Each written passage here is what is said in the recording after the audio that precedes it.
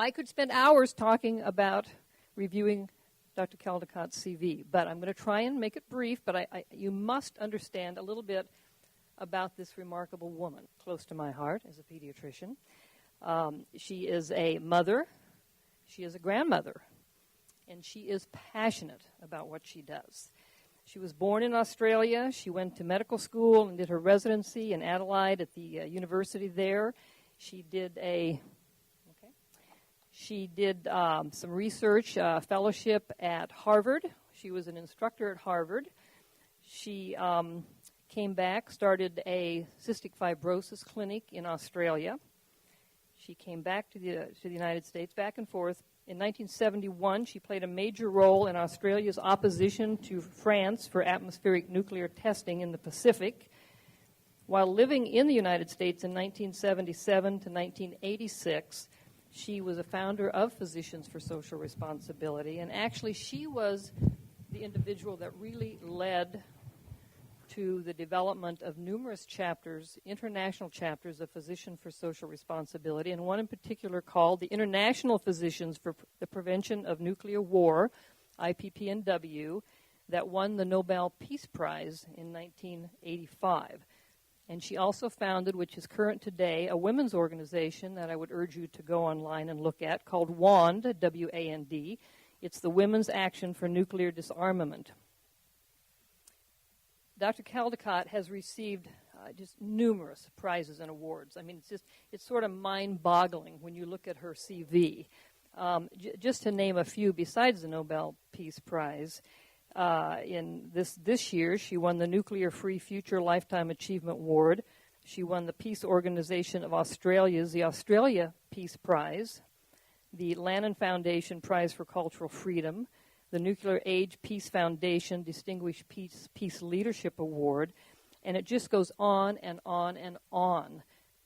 She has honorary degrees from over 21 universities. She was personally nominated by Linus Pauling, think about that, for a Nobel Peace Prize. He was a Peace Prize winner, obviously, and nominated Helen. She should have gotten it. She has written books, and I think you're going to talk about those a little bit, Helen, so I'll leave that for you. She's been in several films. I mean, she's an actor. She's including 8 Minutes to Midnight, that was nominated for an Academy Award in 1981, and If You Love This Planet, and that actually won an Academy Award for Best Documentary in 1982. And she was also a recipient of the Australian Film Institute's Award for Best Direction of a Documentary for Helen's War, Portrait of a Dissident. She currently divides her time between Australia and the United States, where she lectures widely. She founded the U.S.-based Nuclear Policy Research Institute, in which she's the president, which has eventually evolved into Beyond Nuclear. And she is currently the president of the Helen Caldicott Foundation, nuclearfreeplanet.org, which is an educational outreach project that informs people of the dangers of nuclear power and weapons. She has literally educated all over this planet, and so we must listen because she really knows what she's talking about. So please join me in welcoming Dr. Helen Caldicott.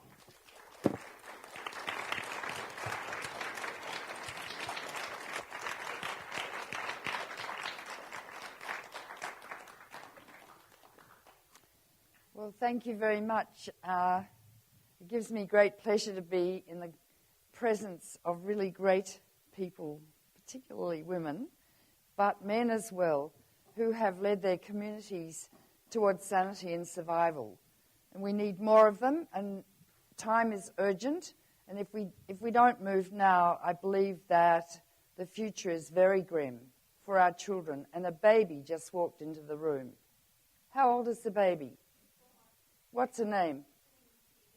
Tegan. So my lecture is now devoted to Tegan. I'm a pediatrician, and this is Tegan's future. So I'm going to go up on the stage and write on the whiteboard and teach you a few basic things about radiation biology. You ready? Okay, you've got 2 nuclear power plants 25 miles south of Miami. What's your population in Miami? 3 million? Okay, I'm going to describe a meltdown there soon. You've got Crystal River, which is closed at the moment because it's got cracks in its container, but they're trying to fix it, but they won't be able to. It's got a huge amount of radioactive fuel in it, huge amount. And then you've got another one somewhere or other, haven't you? Yeah, well, you've got to close them all down.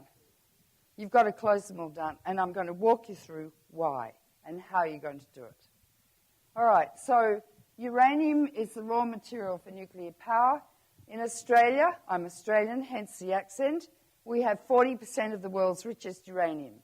We do not have nuclear power in Australia because it's too dangerous for us. We just export uranium so you can have the joys of nuclear power and possible meltdowns. Uranium has 2 isotopes, 238 and 235. This is the fissionable isotope. This is not. This is present in 0.7% and must be enriched to 3% for use in nuclear power. If you have over 50% enrichment, you can make nuclear weapons out of it. And indeed, the bomb dropped on Hiroshima, called Little Boy, was a uranium bomb. I've got laryngitis, and I'm not sure if this mic is the most effective. Is this mic on? Yeah, but my voice feels a bit dicey. I want to be able to get through the lecture without stressing my larynx too much. I've got a bit of laryngitis. Yeah, I know, but I feel like I'm forcing it. All right.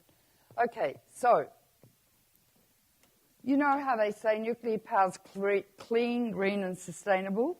Lie number 1, lie number 2, lie number 3. Never trust the nuclear power industry. They lie consistently. Like, who said it? George I said, watch my lips. Did he say that? No new taxes. Okay. Now, to dig up uranium for a nuclear reactor per year requires millions of tons of ore to be lifted out of the earth. The trucks they have in Australia to transport the uranium ore are about as big as this lecture theatre. Can you imagine how much fossil fuel is used to mine the uranium? How much oil is used in those trucks? Now, the uranium is interesting. It decays to a series of daughters, one of which is called radium, which is an alpha emitter, and I'll explain this in a minute. But radium-226 was refined by Madame Curie. And she was so fascinated with the radium, she used to have it by her bed at night watching it because it glowed in the dark. She used to walk around with it a little bit in a lab coat pocket playing with it. She eventually died with her bones just chock-a-block full of radium because it's a calcium analogue. And it went to her bones and she died of aplastic anemia, which is when the bone marrow simply stops making any blood cells at all, white blood cells, red blood cells, and platelets. And her body was buried, I think, somewhere fairly carefully because she was so radioactive. Her daughter, too, died of leukemia because she worked with her. So this is a calcium analogue. It goes to bone, where it induces, by mutation, either osteogenic sarcoma, which looks like a sort of sun, rays of sun in an X-ray, or it induces leukemia because the white blood cells are made in the bone marrow, and if one becomes malignant, it produces trillions of cells, and leukemia means white blood. Hands up those of you who are medicos, who understand what I'm talking about. And, okay. Hands up those who are who are ordinary lay people. Yeah. I'll go through it with you, okay? For the medicos, go along with me. Okay. So the other one is radon gas, and you read a lot about radon gas. It's an alpha emitter. So if you inhale it into your lung, into the terminal air passage, radon gas just irradiates a very tiny volume of cells with a very high dose of radiation. Most cells die within that volume, but as radiation decreases with a square of the distance, some remain viable on the edge of that volume and become malignant. And I'll tell you how radiation can induce malignancy. So people who live in New England, particularly Maine, whose cellars are dug deep into the granite has a lot of uranium in it, the radon continues to be emitted all the time, and it's very carcinogenic. And we know that. Miners who mine uranium have a very high incidence of lung cancer. In fact, in the past, 50% of men who mine uranium died of lung cancer, particularly if they're smokers, because they can't, their cilia are damaged and they can't clean the radon out of their lungs. But this is very carcinogenic. Then there's another one which we all know about because we saw that man who's a Russian called Litvinenko, who was dropped a little bit of polonium in his tea at Claridge's in London. And he drank the tea, and do you remember the pictures of him? He had what we call alopecia. His hair fell out. The actively dividing cells of his body died, hair, gut, and blood cells. And that's called acute radiation illness. And people now are developing that in Japan, near Fukushima. Children are developing nosebleeds. They're developing hemorrhages under their skin. And that's how many people died after Hiroshima. It was a new syndrome never recognized before in medicine. We'd never seen it before. And the Americans covered that data up for 5 years. They would not let any reporters in there to look at the patients in the hospitals. The New York Times lied about it for 5 years. But we learnt a new syndrome that was new to the history of the nuclear age. All those people die. I don't know what the half-life of polonium is. These all have different half-lives. Now, uranium-238 has a half-life of 4.5 billion years. That means if you have a pound of it, it decays radiologically into these daughters, incidentally. They're called daughters too, not sons. It's a big sexism in the language of the nuclear industry, which I'll get into a minute. So you have a pound of uranium-238, and in 4.5 billion years it decays, so you have half a pound. In 4.5 billion years, a quarter of a pound. So you multiply half-life by 10 or 20 to get its total radiological life. This stuff is called depleted uranium because it's depleted not of radiation, but of uranium-235. These are alpha emitters too. But it's terrific because it's cheap, it's radioactive waste because no one needs it, and it's 1.7 times more dense than lead. So if you turn it into a shell, instead of lead, you use this, it develops tremendous momentum because momentum equals mass by velocity. Remember your physics? And so when you've got a big mass, you get a tremendous velocity. And it's being used by the American military in Iraq and Afghanistan, and it was used in Bosnia as anti-tank shells and all sorts of other things. When it hits the opposition's tank, it is pyrophoric, and 80% of it burns with a white-hot heat, producing tiny aerosolized particles less than 5 microns, which are inhaled into the lung, which can cause lung cancer. And when it hits the tank, of course, the people in the tank are vaporized or burnt beyond recognition. Now, what's happened is that America's used, in the first Gulf invasion with George I, they used 360 tons of this ordnance near a town called Basra. And the pediatricians started noticing children developing cancer just a few years later. The incidence now of childhood cancer has gone up 700%.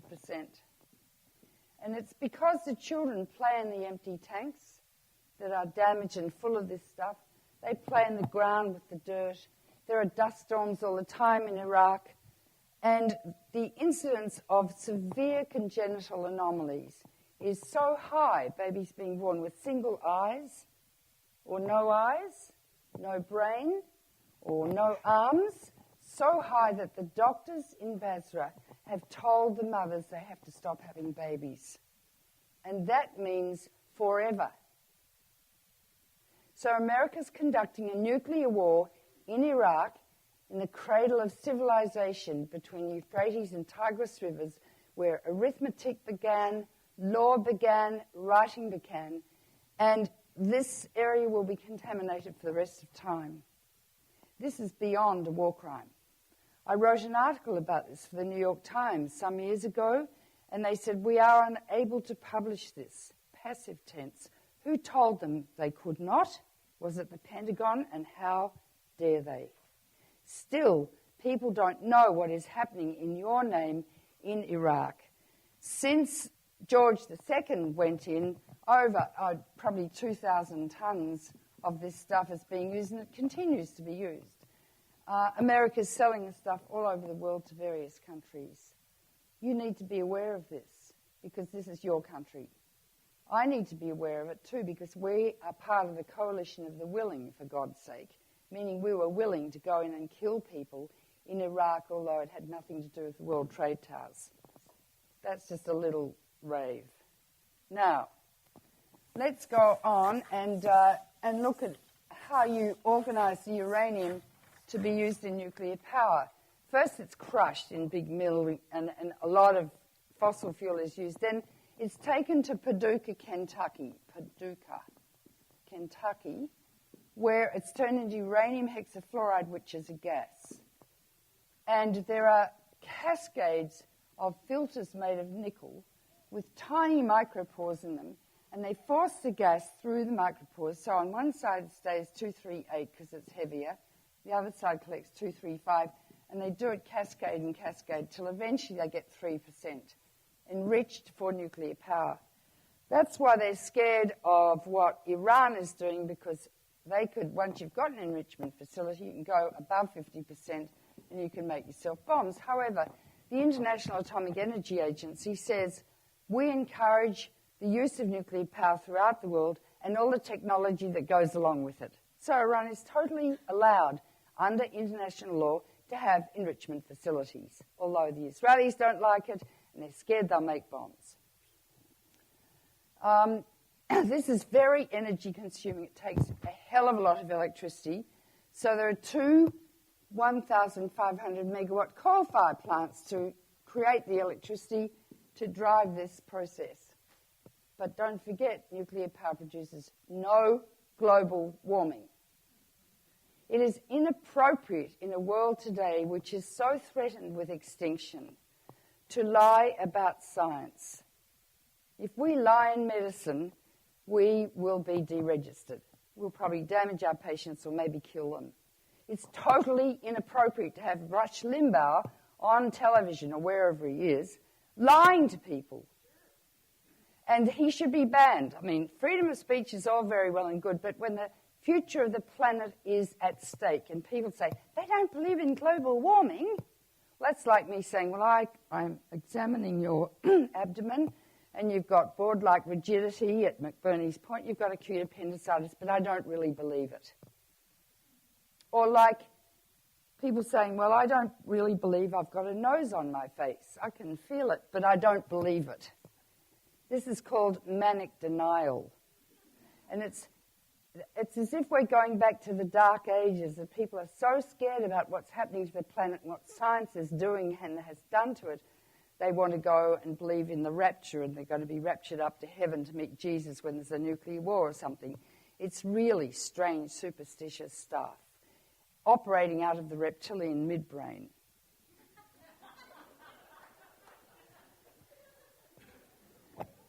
The other thing is that this is a very hot gas, so there are hundreds of miles of pipes transporting the gas. Adjacent to them are pipes with CFC gas, the refrigerant, to cool the pipes. But CFC is banned under the Montreal Protocol because it destroys the ozone layer. And in Australia, where our ozone's really thin, 1 in 9 of us get melanomas, which is a nasty malignant form of cancer. I've had one on my back, and we all get skin cancers. I've just had one removed from my leg. See? And as we get older, almost all of us do, and it's banned. However, the nuclear industry has been, quote, grandfathered out of the Montreal Protocol. I didn't know what grandfathered meant till I came to America, and I learned what grandfathering means.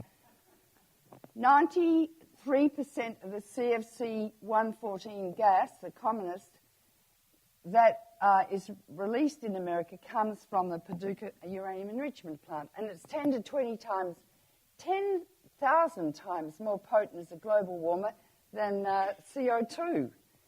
But nuclear power doesn't produce global warming. These people should be put in jail because the planet is in great jeopardy. Okay, the other interesting thing is these nickel's pretty valuable on the open market. And when they finish with these nickel plates, they're selling them to scrap metal dealers. And people are making jewellery out of the nickel, children's teeth braces, hip replacements, belt buckles, jewellery, furniture, and knives and forks. So you don't know what articles you're using, whether they're radioactive or not. And the scrap metal dealers don't know either unless they happen to have a Geiger counter on the site. And then they get a hell of a fright. And so the nuclear industry has convinced the government to pass a law called BRC, below regulatory concern. So this nickel can be recycled back for common use and make money out of it. BRC, below regulatory concern. I'm only just touching the tip of the iceberg, you have to realise, with the iniquities of this industry. Now, when the uranium is enriched, it's made into little pellets, ceramic pellets, like a piece of chalk, and packed into a zirconium fuel rod 12 feet long and half an inch thick. But before I go on, I want to describe various sorts of radiation. X-rays, we're all familiar. Hands up here who've never had an X-ray. You have never had your teeth X-rayed? You'd have. Where's the baby? Tegan's never had an X-ray. Don't let her go near it. Don't let her go through those X-ray machines at the airport. She is 10 to 20 times more radiosensitive than adults, and fetuses are thousands of times more so. Each dose of radiation you receive adds to your risk of getting cancer, and it's cumulative. So never have an unnecessary X-ray. You do not need your teeth X-rayed every year. My ex-husband was a radiologist. They make a lot of money. It's ridiculous. If you have a really sore tooth with an abscess, yeah, that's all. Otherwise, never get your teeth. And when you go to the doctor, we practice defensive medicine now. Ask your doctor why they want to X-ray you. CT scans give you a hell of a dose. Mammograms are iffy. Breast is a very radiosensitive tissue. But be tough with your doctor. We are not God, although we sometimes think we are. I'll tell you a joke. This doctor died. Not allowed to ask questions till the end. This doctor died and he went up to heaven. And there's a huge queue at the pearly gates. St. Peter's there and he goes up to St. Peter. He says, I'm a doctor. St. Peter says, so? And he says, well, we don't wait. He said, sorry, sport. Up here, everyone waits. Doctor's at the end of the line. The guy's twiddling his thumb, for about 3 days, and the line's moving very slowly. And suddenly he sees this doctor walk past in a white coat, stethoscope, mirror on his head, and he walks straight up to the pearly gates and he walks straight through. And this man got really upset, and he went up to St. Peter and said, what's going on? He said, I'm a doctor. You told me to wait. No, I just saw that doctor walk straight through. He said, sorry, mate, that's not a doctor, that's God. He likes to play doctor sometimes.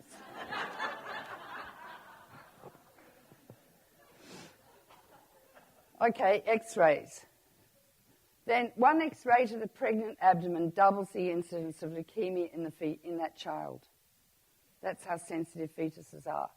Then there's gamma radiation given off by radioactive elements that I'll get into in a minute, just very similar to X-rays. You don't become radioactive when you're X-rayed. When the technician says, breathe in, hold it, runs out of the room, shuts the door, and goes click, that's when you can be damaged, but you do not retain the radiation. Same with gamma radiation. Then there's alpha radiation, which is emitted from an unstable atom, and this is the symbol for GE, which makes good things for life, like dishwashers, clothes dryers, refrigerators, nuclear power plants, nuclear weapons, and nuclear missiles. It's an evil company. That's partly what Wall Street's about now. An alpha particle is 2 protons and 2 neutrons emitted from an unstable atom. It travels only a little distance, like this one I showed you, the radon in the lung. And most of the cells die, but on the periphery of that volume, some cells remain viable and can become malignant. Beta radiation is an electron emitted from an unstable atom, and it's particulate as well. I'm telling you, because we weren't taught this in medical school. I've had to learn it myself by being asked to write an article for the New England Journal, so I had to learn all of this. The article wasn't published because it went out for peer review, and they said, well, you didn't say anything good about nuclear power. And I said, medically, there's nothing good about nuclear power, and the article got rejected. I won't say what I think of the reviewers. Okay, now all of these can damage cells. Now, how does radiation induce cancer? And I'm just going to be very simplistic in this description, but the body's made of trillions of cells. In every cell there are 46 chromosomes in the nucleus, and arranged on the chromosomes are the genes. And there's a pair of genes called the regulatory genes that control the rate of cell division. And so if the regulatory gene is hit by an alpha particle, beta, or X-ray, the DNA molecule is changed biochemically. And that's called a mutation. And you don't even know you've been damaged. The cell will not let you know. And it sits quietly for many time for 5 to 70 years, which is the incubation time for cancer. It's called the latent period of carcinogenesis. Whereas if I sneeze on you, in 2 days you're sneezing, because the cold has an incubation time of 2 days. Measles, mumps, whooping cough, chickenpox, 3 weeks. Cancer is 5 to 70 years, and it's silent and cryptogenic, silent killing. And one day the cell starts dividing, not by mitosis into a regulated way, but produces trillions and trillions and trillions of cells, and that is a cancer. And we can't stop that growth usually. Cancer cells are very aggressive. They will invade into a lymph vessel and go up to your brain and go into second cancer. They'll invade into a little papillary and go up to your liver and fill your liver up with cancers. Like that. And I've seen them at operation. That's how my father died. At 51. And we can't stop that growth. We use chemotherapeutic agents to kill the cancer cells because they're rapidly dividing. We use radiation because rapidly dividing cells, like the fetus, are very sensitive to radiation. But in the process, we nearly kill the patient. You know, patients get so sick. And a cancer is a parasite, so it grows and proliferates all around the body, and the patient just shrivels. And you've all seen patients with cancer, and eventually the patient dies, and so does the cancer. And it's a debilitating, horrifically painful, horrible disease. And that's why I do this work. Now, there are other cells in the body that are more important than normal somatic cells, and they're the cells in the sperm and the egg. Because the genes, you only have half the number of genes in the eggs and sperm, the haploid number, and when they unite, you've got a normal number. But the genes create us, although it's interesting, 99.2% of our genes are the same as a chimpanzee. So we don't really understand genetics very well at the moment. However, genes, most mutations in genes caused by radiation induce disease. And we all carry several hundred abnormal genes for disease. Diabetes, cystic fibrosis, and the like. I have just discovered it. I mean, I've been saying this for 40 years to audiences because I learnt this in medical school. I'm a carrier for hemochromatosis, which is an abnormal iron metabolic system. My son has it. His ferritin is 800. That's the level of iron in the blood. So that kind of freaked me out. But we all carry them. Now, as you increase the background level of radiation in the environment, you've got to increase the number of deleterious genes for disease. And these genes get passed on generation to generation. And in fact, for recessive genes mutations, and I'm not going to all of that, read my book, Recessive Mutations. Well, no, I'll tell you. You have to have a pair of genes for every characteristic. So blue eyes are recessive. You can only have blue eyes if you have 2 blue-eyed genes. If you have a brown-eyed gene and a blue-eyed gene, you're going to have brown eyes or 2 brown-eyed genes. So here's a test. And the one who gets it right gets a prize at the end of the lecture. 2 people had blue-eyed genes. They were married, and they had a brown-eyed baby. Where did the brown-eyed gene come from? Yeah? Yes. Okay, you get the prize. Simple, isn't it? But if you get a mutation and it's a recessive gene, it can take up to 20 generations to express itself. But what nuclear power is doing is filling the environment up with radioactive elements, and I'll go into that in a minute, getting into our food chain. You can't taste them, smell them, or see them, and then mutating genes in our reproductive organs, which are passed on for the rest of time, causing random, compulsory genetic engineering forevermore, damaging our gene pool, the very basic building blocks of life. That's what nuclear power is about. That's what the nuclear age is about. And the physicists knew that right from the beginning of the nuclear age. As Oppenheimer said when he watched the first bomb explode, called Trinity, named after the Father, Son, and Holy Ghost, when he watched it blow up, he said, for the first time, physicists have known sin. And they have been sinning ever since. Why do they like nuclear weapons and nuclear power? I think it's related to, shall I say, their reptilian midbrains and testosterone. I wrote a book called Missile Envy, and if you watch a missile come out of the silo with the two big balls of fire, it looks just like it. And that's funny, but it's also serious, because unless we diagnose a pathology within these men's brains, we will never cure the disease. The disease is not the number of bombs, which can kill us all, or the number of nuclear power plants, which will induce epidemics of cancer, leukemia, and genetic disease for the rest of time. The disease is the problem within the reptilian midbrain, and the men use, and I'm saying men on purpose, their left neocortex to rationalize what their midbrain wants them to do. And it's so funny, when I talk, they say, she's being emotional. Mustn't be emotional. But in fact, their motivation is engendered in the reptilian midbrain. So they are being emotional. And then I say to them, well, if I have two parents in my office and I tell them their child has leukemia and they show no emotional response, I get them a psychiatrist. It's appropriate to be emotional about people getting leukemia. How many children have I helped to die of cystic fibrosis? Sat by their bed, in fact, helped them to die. Many, all my patients, because that's my specialty, which I learned at Harvard, or leukemia. And, you know, sitting beside a child dying of leukemia with a bald, belly swollen, sallow yellow skin, bleeding from every orifice, able to do nothing. The parents never recover. They never recover. And the sort of thing you deal with the legislators, you know, on their deathbed, because I often have helped people to die, these men, or if their children are dying, they fall into my arms and weep. And it's then that their souls open up like rosebuds, and you see the beauty within their souls that they all have, even your governor. On his deathbed, he would recant, face to face with death. People do.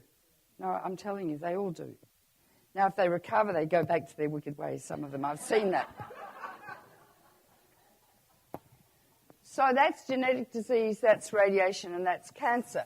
Now, so how do we produce nuclear power? They make these fuel rods like curtain rods. You call curtains drapes, don't you? I call them curtains. So they take them along to Turkey Point, right? And they pack 100 tons of nuclear fuel rods into the Turkey Point reactor.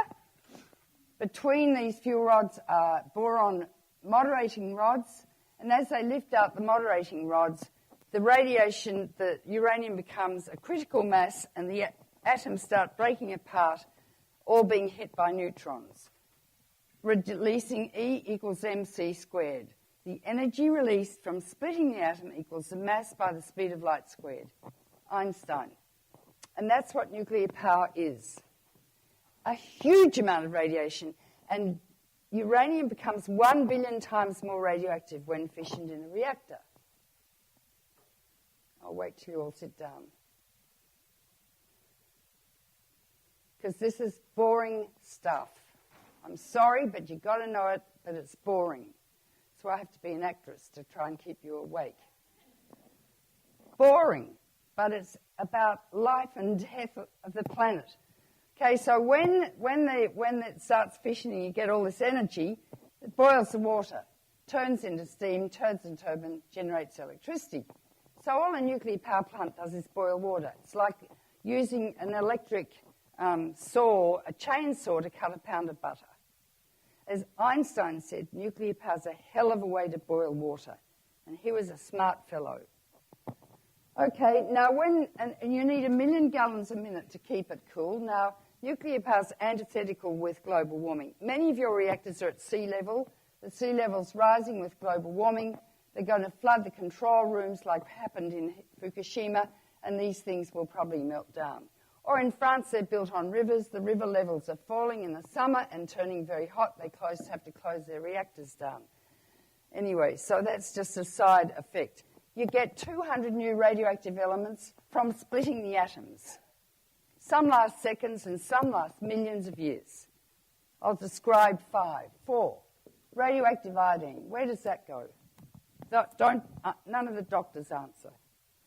Yeah. Okay. Baby's thyroids suck it up like little sponges. Its half-life is 8 days. It's around for about 10 weeks. 3 Mile Island is built 13 miles from Hershey's Chocolates. They put 2 huge nuclear power plants just next to Hershey's Chocolates. That's a good idea, right? It's the richest dairying area in the country. When the meltdown occurred, the radiation monitors went off scale. No one has any clue about how much radiation escaped. But the milk was so full of iodine, they powdered it for 10 weeks, and then they used it for the chocolates till it decayed. But what else? And this is a beta and a gamma. Remember, I told you what they were. Cesium-137, that lasts for, its half-life is 30 years, it lasts for 600 years. Lots of cesium got out. We don't know the ground measurements of cesium around 3 Mile Island, but a lot of people died of cancer. But they haven't done adequate studies. Beta and gamma. This is a potassium analog, so it goes to brain, causing brain cancers. Muscle tumours, rhabdomyosarcomas, it causes testicular cancer, it locates in the testicles, and the ovaries, causing ovarian carcinoma and mutating gene. Strontium-90 is a calcium analog, goes to bone, causing bone cancer and leukemia, beta and gamma. Now, I'm going to show you a map. So I'll need the screen down. Woohoo! This is what causes meltdowns. Human fallibility, technological failure. We have a technology with which we have to be infallible. That's the problem. Okay, this is Europe. Here's the reactor, once was an absolute mess. Was run by a man who was an expert in hydroelectricity, did a stupid experiment in the middle of the night, and he blew up the reactor. And the control room filled with white powder, and he told his 2 technicians to go out and have a look and see what had happened. And they came back and they said, it's gone. He said, what? They said, the reactor's gone. He said, don't be ridiculous. Go back and have another look. The reactor was gone. And this is what happened. Here's Chernobyl, and here's Europe, and here's Scandinavia. The fallout was first picked up in Sweden. Gorbachev lied about it for 10 days. And 40% of the European landmass, and this is only the cesium deposition, but there are over 100 isotopes, all with different half-lives or with different biological lives within food chains and human bodies. 40% of the European landmass is radioactive, and that's just cesium. Cesium lasts 600 years.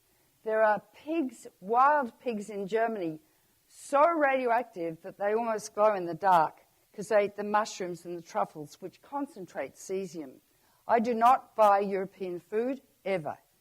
In Australia, I look at the labels. I don't get Spanish food, or Turkey got a hell of a fallout. And you'll note, if you go into your health food shops, they're full of Turkish dried apricots and hazelnuts. The Turks got so much radiation, they were so angry with the Russians, they picked all their radioactive tea and sent it back to Russia, so Russia could have the joys of radioactive tea.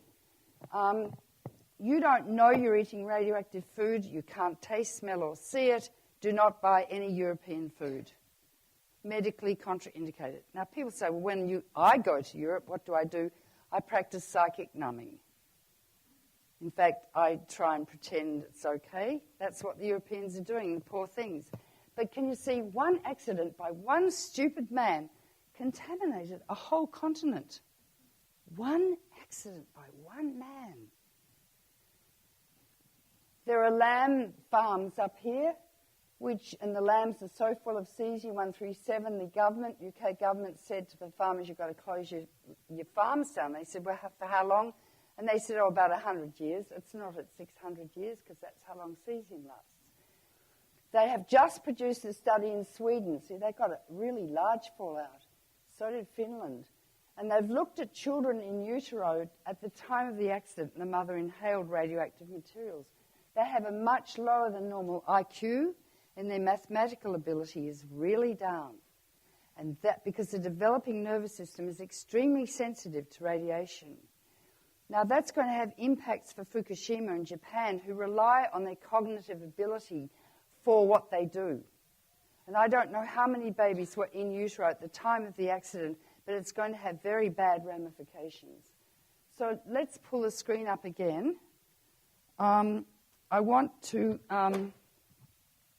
point out, and you can buy this book. In fact, PSR's got some copies. This is the New York Academy of Sciences report on Chernobyl when they translated 5,000 articles from Russian into English for the first time. At this point in time, 25 years after the accident, over 1 million people have died of various ailments. There's a very high incidence of trisomy syndrome, which is Down syndrome and Cri-du-Chat, heart disease, alpha radiation induces arteriosclerosis and heart disease, cancers, leukemia, thyroid abnormalities, diabetes, endocrine disorders, babies born like thalidomide babies, like those babies in Basra, and there are homes full of the most deformed children ever seen in the history of pediatrics, and we'll be seeing it in Fukushima. You can come up later and look at these babies. They are grossly, grossly, grossly deformed. We have never seen anything like this in pediatrics. That's what they're seeing in Basra. This is what nuclear power means, because what happens is when radiation damages a genetically normal, chromosomally normal embryo, they end up like this. Remember the drug thalidomide that women took for morning sickness and babies were born? I had a man who used to drive a tractor on my house, my land. He had no arms, just feet, legs. And he ran his radio station and his tractor with his feet. He was a thalidomide baby because radiation or thalidomide kills the cell that might form the left arm or the right side of the brain or the septum of the heart. It's called teratogenesis. Remember that. I'll leave this out for you to look at. This book is imperative reading. The International Atomic Energy Agency has a deal with the WHO to say WHO is not allowed to investigate any accidents, atomic accidents. WHO and IAEA says only 45 people died from Chernobyl. This is the biggest cover-up in the history of medicine, and it is obscene. And if all Americans knew about this, you would close your reactors down within weeks, if you've got the guts. Don't forget about these stupid Republicans and Tea Party people. They don't... They're pathetic. Now, what? No, well, you've got to do them in. Demolish them. Now, I've got to... now, what I'm going to do is read to you what would happen with a meltdown near Miami. You ready? 3 million people. Well, maybe there are more. This is a scenario, a government-sponsored Rasmussen report, updated by the Union of Concerned Scientists. And it said, in the worst possible case of a meltdown, assuming 10 million people were at risk, from Turkey Point melting down, or Indian Point, 35 miles from Manhattan, the terrorists had planned to fly into those 2 nuclear power plants, but they thought they were protected by missiles, so they went into the World Trade Towers. Assuming 10 million people at risk, 3,000 people would die of severe radiation damage within days. 10 to 100,000 would develop acute radiation sickness, which I described, within 2 to 6 weeks and die. 45,000 would become acutely short of breath because the radiation damages the lung. 250,000 people would develop acute hypothyroidism, myxedema, constipated, periods stop, putting on weight, losing hair, and the like. 350,000 males would become temporarily sterile from the radiation affecting their testicles, and then they should never reproduce again because their genes will be damaged. Up to 100,000 women would cease to menstruate, many permanently. In the fetal population, 100,000 would be born as cretins, mentally retarded. 1,500,000 others would have microcephaly, tiny heads, because the brain was damaged, of course mentally retarded. 3,000 spontaneous abortions. 5 to 60 years later, cancers would develop in 270,000 people or more. Now that data and information should be known by every single American and every single person in Florida. And what I suggest is that PSR buy an ad in what's your major paper in Florida? Miami Herald? A full-page ad with a picture of Tegan with this data underneath and say, does Tegan have a future?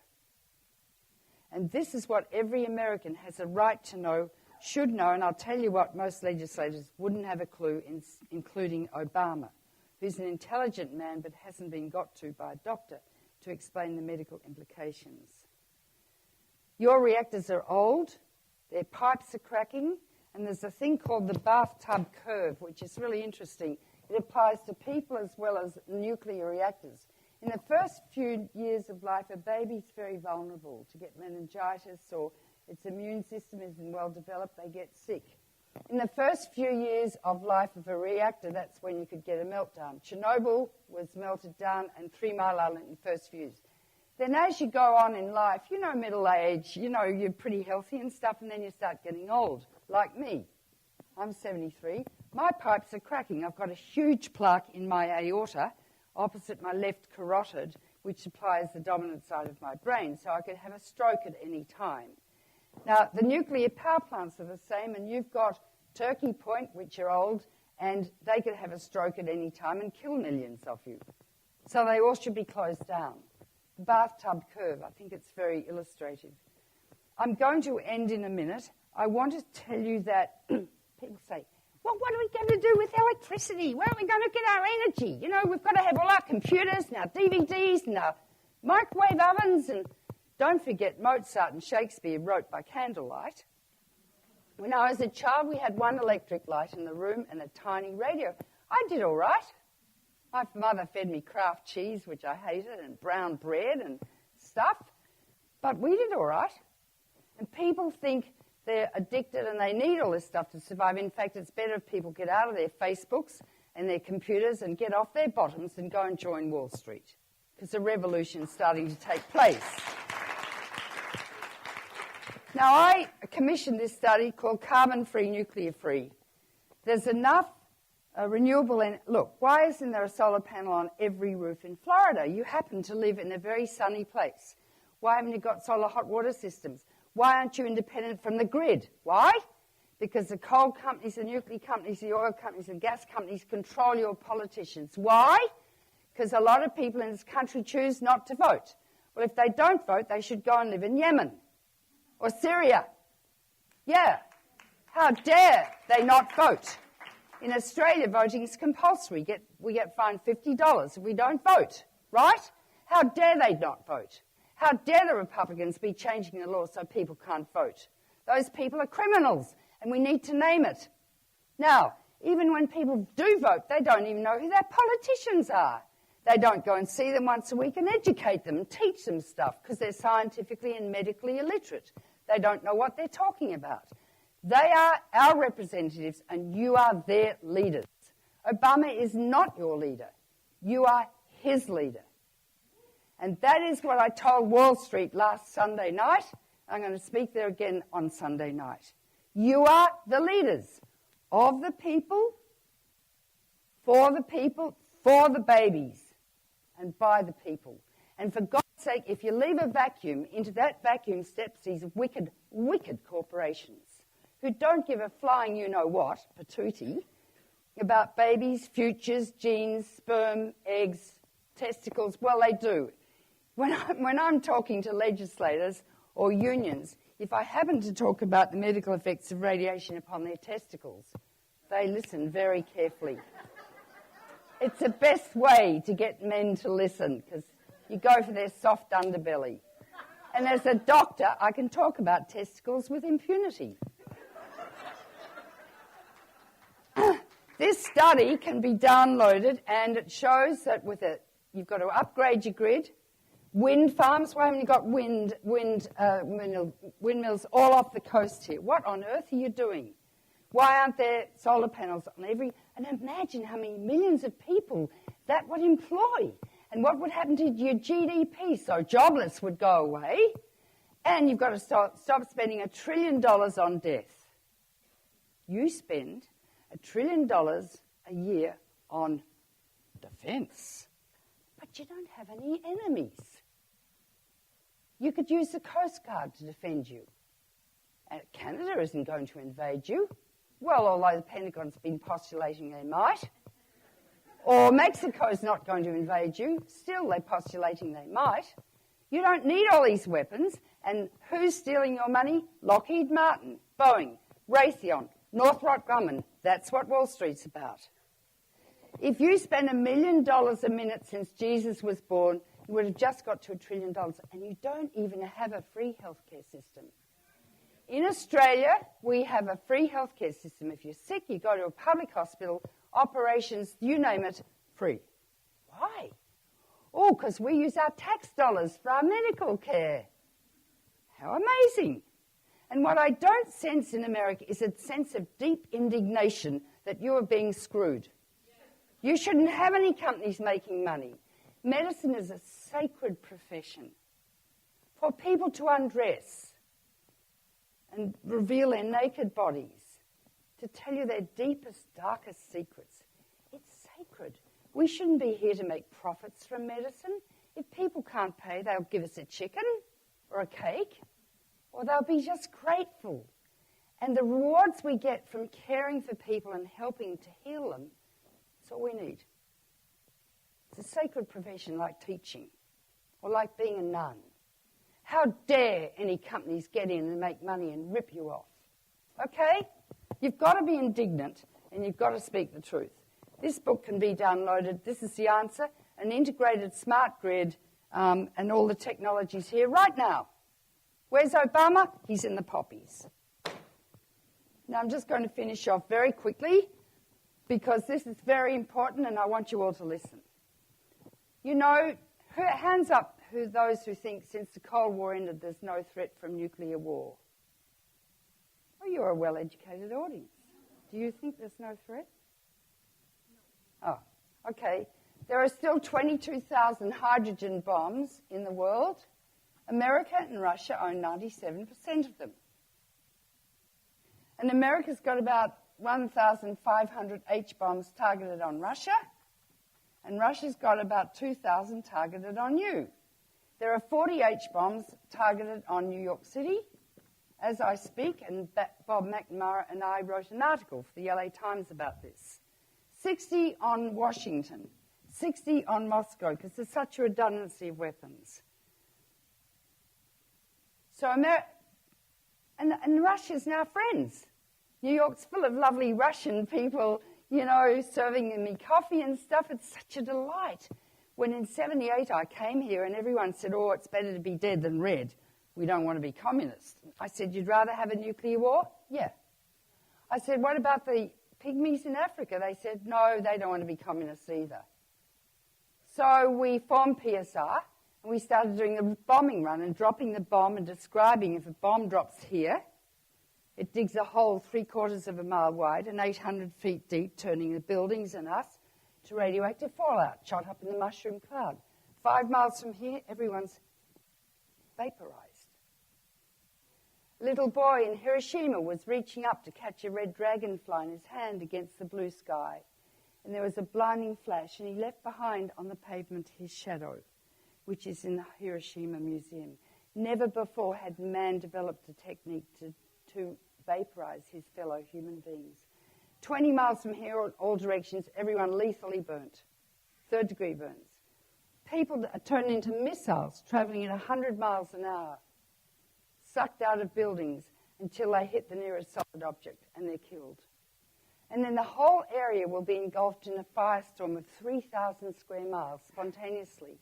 And as every town and city with a population of 50,000 or more is targeted in America, plus shoe factories, all universities, anything sacred to the enemy is targeted.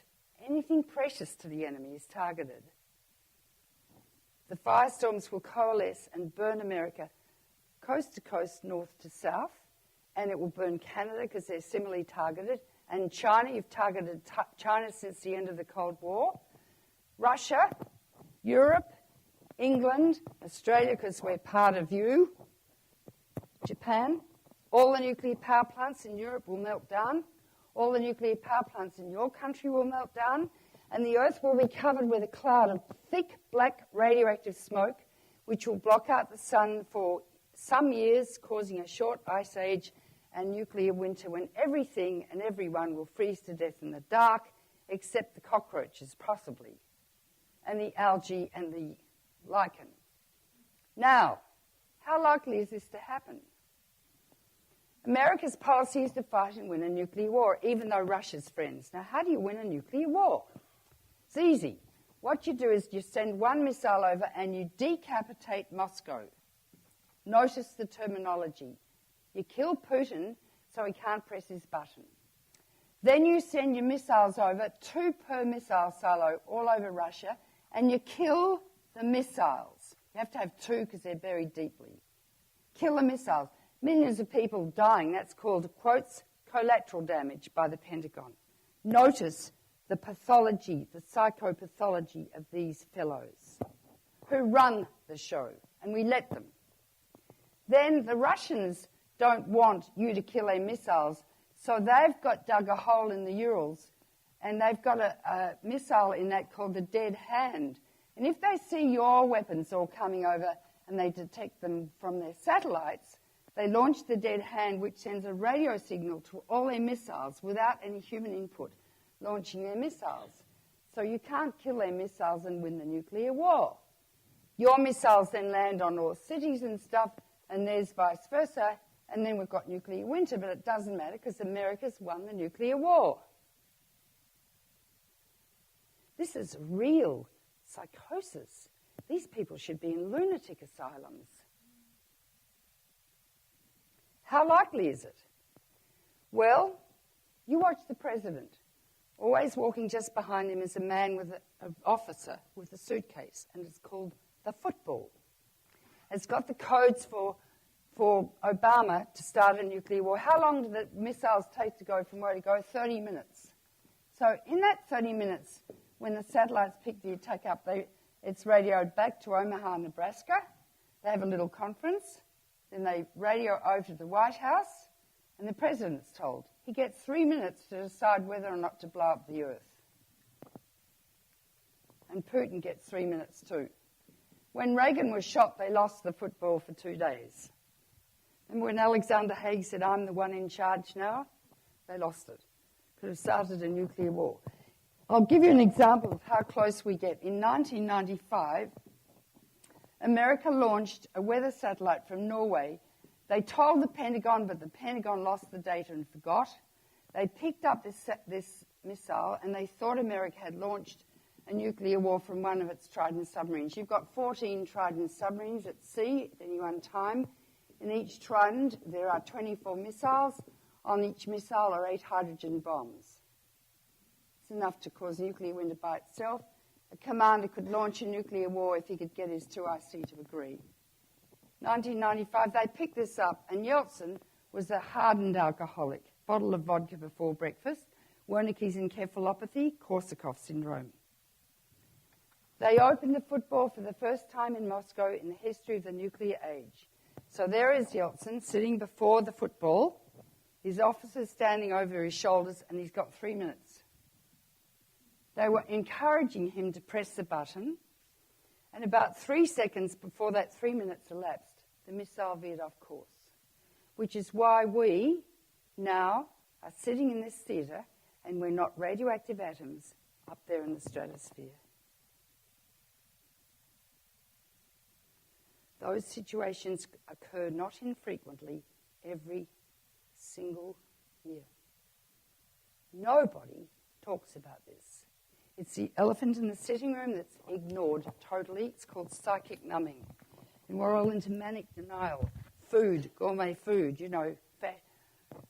We're sitting on the edge of annihilation every second of every day, and there's no reason for it, and there never was anyway, but now we're friendly with Russia. They're even about to join NATO, or no, they're about to join WHO, World Trade Organization. Last but not least is global warming, and I'm not going into it, but we are in serious strife. I've written a book about it called If You Love This Planet, and the nuclear power book out there you can read. It's got all this stuff in it. By the end of the century, if we continue the way we're going with these Republican idiots, the temperature is going to be 4 degrees centigrade hotter. We will not survive. Most species on Earth will not survive. And that baby Tegan has no future. We've got to stop burning oil. We need to put solar panels on all the parking lots in America, especially here. Get your electric cars from China. They're building them now. Plug them in. Drive them home at night. Solar powered, totally. Plug them into the house and power up your house. The technology's here right now. Why isn't it happening? Because evil people run your Congress. Why? Because the American people are lazy, ignorant, and stupid. The same in Australia. So I'm not being, racist, sexist, or whatever. We're all the same. And we're all orchestrated by a fellow countryman of mine called Rupert Murdoch, who is the most dangerous man on the planet. And I don't know why he's not dead yet. Some people need to die. Isn't it funny how the good die young and the bad ones live on? Well, not here, but you know what I mean. He's dangerous. Anyway, he anesthetizes people by watching television. They go into alpha wave activity and watch all this absolute garbage. Television can be used to teach. And what I want is PSR, and I want you all to join PSR tonight. The forms are here. Even if you're not a doctor, we've all got to get on television and on radio. We've got to do starry things that create good television opportunities.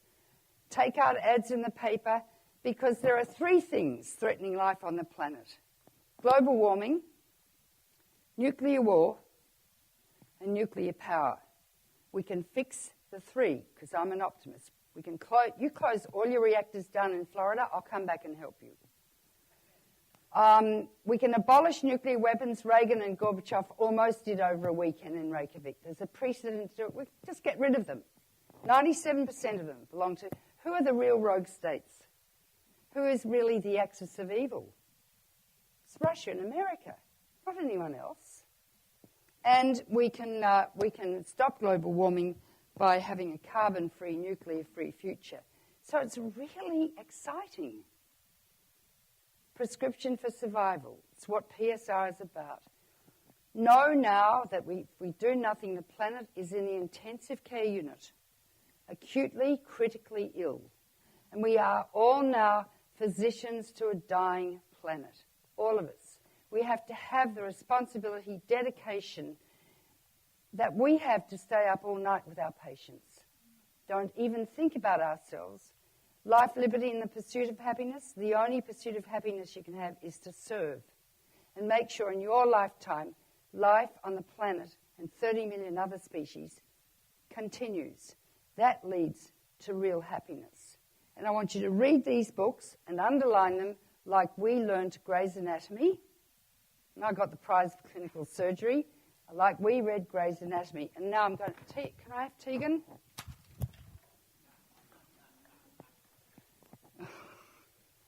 How old is she?